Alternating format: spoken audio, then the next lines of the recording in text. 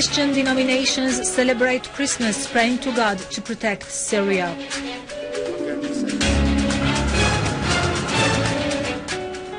Syrian Arab army confiscate weapons and ammunition in Damascus countryside.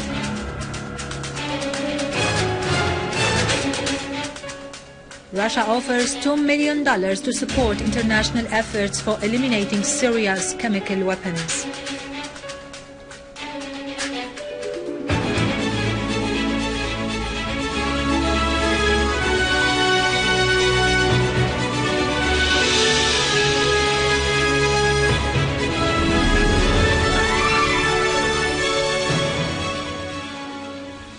Good afternoon, ladies and gentlemen, and Merry Christmas, everybody.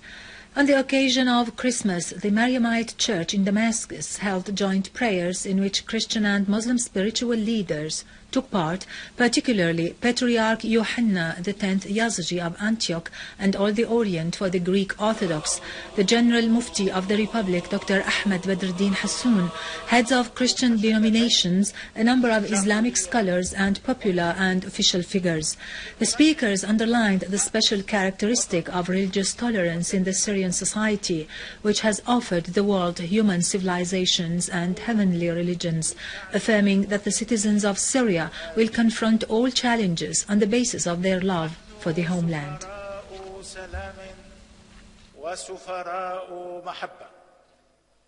لكننا في الوقت نفسه جذر ضارب في عمق تاريخ وجغرافية هذه الأرض. سلاحنا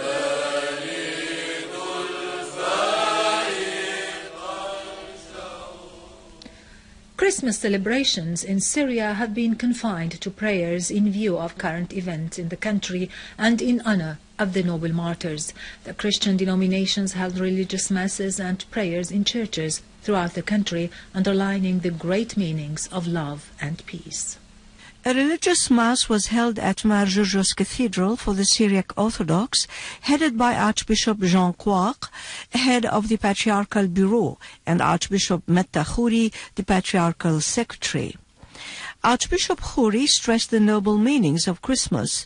He referred to the tragedies in terrorism Syria has been exposed to and the support rendered to terrorists by Arab regional and Western states that harbor vicious intentions towards Syria and aim at dealing a blow to the Syrian citizens' cohesion and coexistence.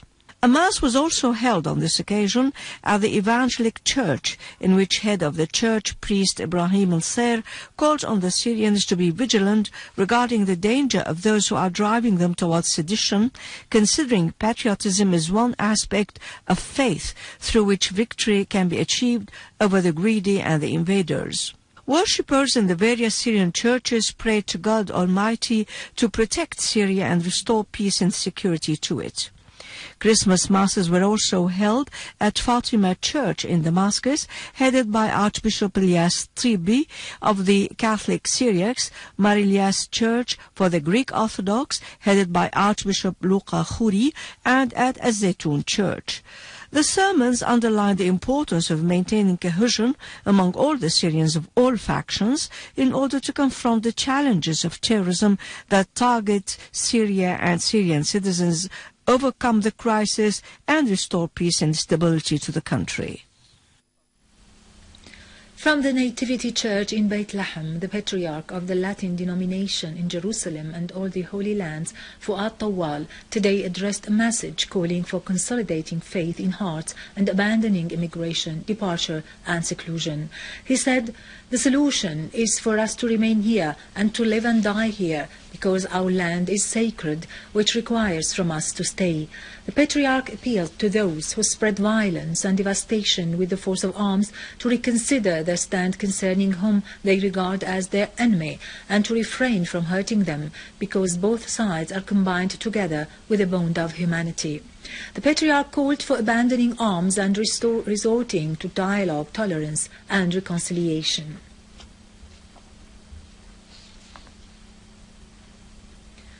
In a Christmas Mass held in Rome last night, Pope Francis of the Vatican said, "The marginalized were the first to understand the message of Jesus Christ that called for pardon, tenderness and mercy." Pope Francis, who headed the 2-hour Mass, had arrived at the church together with 30 cardinals and 40 priests. Prayers were held and hymns were performed in Latin, as it has been the tradition in such Masses. Christmas has been, meanwhile, celebrated in other regions of the world. The sermons glorified the occasion and the birth anniversary of Jesus Christ, the messenger of love and peace, stressing the need to spread such values among peoples and work to rescue humanity from injustice, poverty and starvation.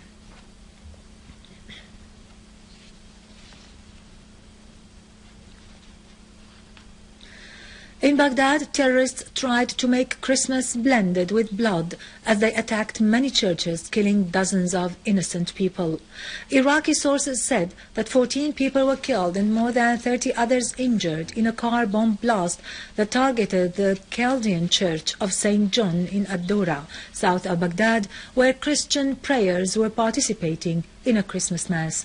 Reacting to the terrorist attack, the pastor of St. Joseph Church of the Syriac Catholics in Baghdad, priest Pius Kasha, said that the attack is an evil and a heinous act that is totally rejected because the churches are places for love and peace, not for war and killing.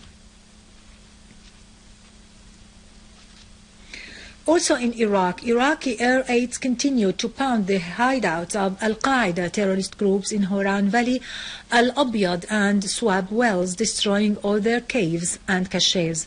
Meanwhile, the forces of Al Jazeera and Al-Badiya continued to repel for the second day in a row attacks by terrorists from Al-Nusra group who tried to infiltrate from the Syrian territories, killing 11 terrorists and injuring dozens.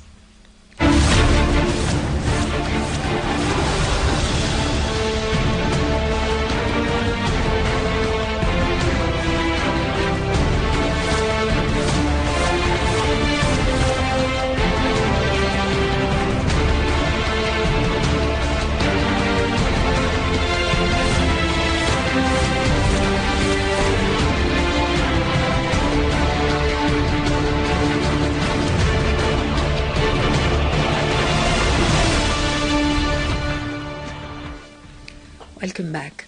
In Hom's countryside, Syrian Arab army units clashed with a terrorist group in Mahir area, which was trying to escape to Lebanese territories, killing and wounding most of its members. Army units killed armed terrorist group's members in an ambush in Al-Rastan when they attacked the civilian guards of Al-Rastan Dam.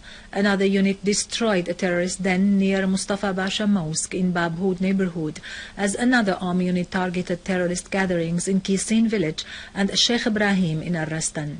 The army also eliminated another terrorist group in Al-Ghasibiyya village, which was shelling Al-Duair town with mortar shells. A Syrian Arab army unit has seized an arms warehouse in Bayadir Nader in Damascus. Large quantities of weapons and ammunition were found, which were used by the terrorists in killing innocent civilians. The weapons confiscated included US-made sniper rifles, hunting rifles and machine guns, in addition to big numbers of mortar shells and RPG and missile shells and Lao missiles. Also found in the den were Doshka, PKC and Kalashnikov bullets, in addition to NATO sniper rifles, big amounts of detonators and military uniforms.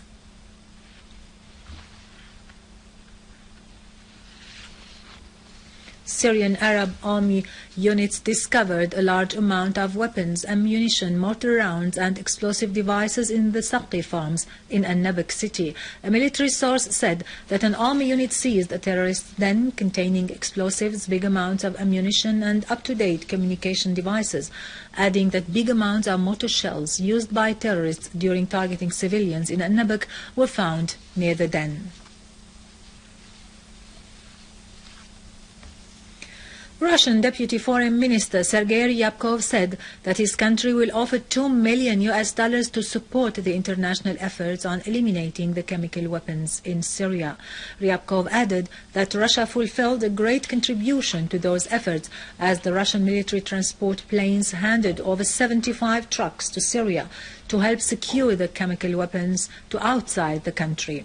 Ryabkov pointed out that Moscow will host a meeting next Friday which gathers experts from Syria, the US, the UN and the Organization for the Prohibition of Chemical Weapons. The elimination of the chemical weapons in Syria will be done on 2 phases. The first is to get rid of the most dangerous weapons in December and then destroying them during next April.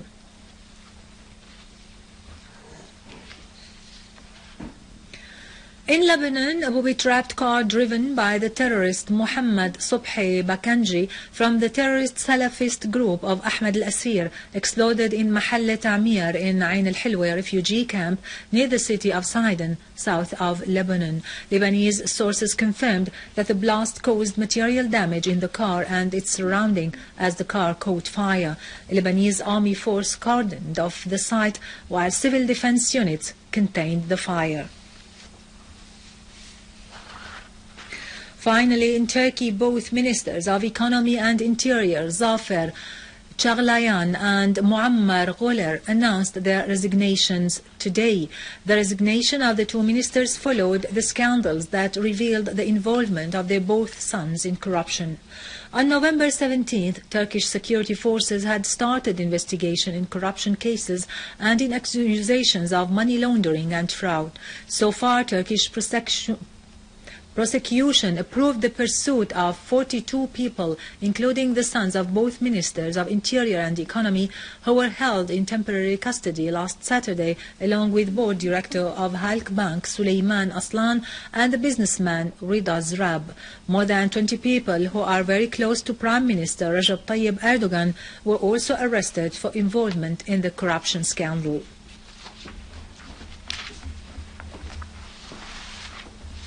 With this, we end our news for today. Thank you for watching. For more details about Syria and the region and to view this bulletin again, you can always visit our website in English, syriaonline.sy. Now to latest business and market news with Vani Genjan, but after a short break.